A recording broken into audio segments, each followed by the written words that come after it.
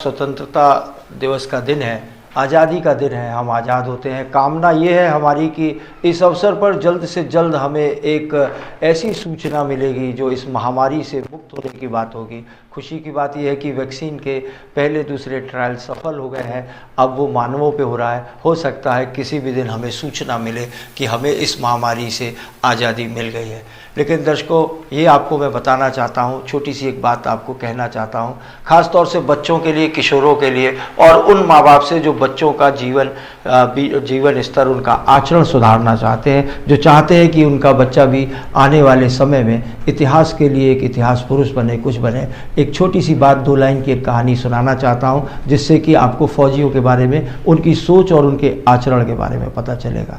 एक जगह फौज के एक बहुत ऊंची जगह जहाँ पर कि कहीं कुछ नहीं था, एक एटीएम पे एक आदमी रोज़ आता था और वो आके उसमें एटीएम से पैसे निकालता था, केवल 100 रुपये, और फिर चला जाता था। वहाँ जो गार्ड था उसे बड़ी चिंता होती थी। वो देखता था, सोचता था, अरे ये आया और 100 रुपये निकाले, फिर कल आ गया, फिर दूसरे दिन आया, तीसरे दिन आया, चौथे दिन आया। आखिरकार उससे रहा नहीं गया गार्ड से, और उसने पूछ लिया, भैया जी अब बताइए, अगर आपको बुरा ना लगे तो एक सवाल पूछूं। उसने कहा, हाँ पूछिए। उसने कहा कि भैया आप ये आते हैं और रोज़ 100 रुपये निकालते हैं, आप चाहे तो एक साथ निकाल सकते हैं, फिर आपको आना नहीं पड़ेगा कई दिन तक। तो वो मुस्कुराया, हंसा।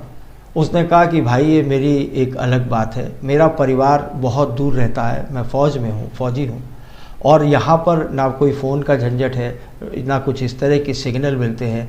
जो मेरे पास कार्ड है वो मेरी पत्नी का है, उससे मैं एटीएम से निकालता हूँ और उसको एक एसएमएस जाता है और उसको पहले से पता है कि आज मेरा पति जिंदा है, अभी जीवित है।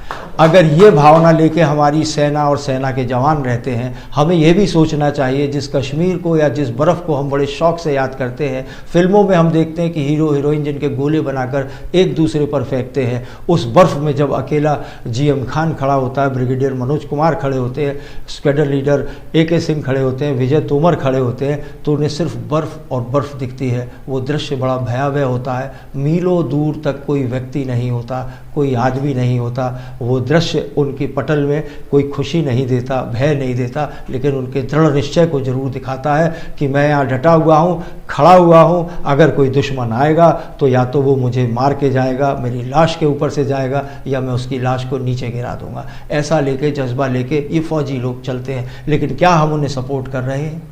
ये सोचने का विषय है। आइए हम एक नई बात करते हैं आपसे। आपको एक बात कहते हैं, इन सारे विद्वान साथियों को, सैन्य अधिकारियों की बात, सामाजिक कार्यकर्ता और उनके पिता से प्रेरणा लेके हम जो बातें करते हैं, मैं आपको एक बात और कहना चाहता हूँ, उसके बाद कार्यक्रम संपन्न करूँगा, कि जब हम चीन को हराने की बात करते हैं तो वो टैंक से नहीं हारेगा, राफेल से नहीं हारेगा, किसी गोले से नहीं हारेगा।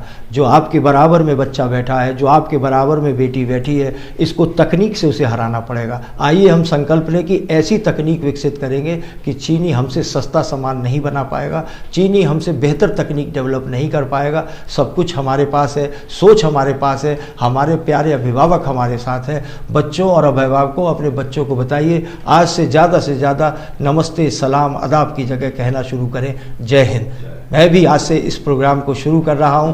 आज इस प्रोग्राम को भारत की जय, आपकी जय, मेरे अतिथियों की जय, इस कार्यक्रम को यहाँ तक आप तक पहुँचाने वालों की जय, और अंत में यही कह के समाप्त करता हूँ, जय हिंद।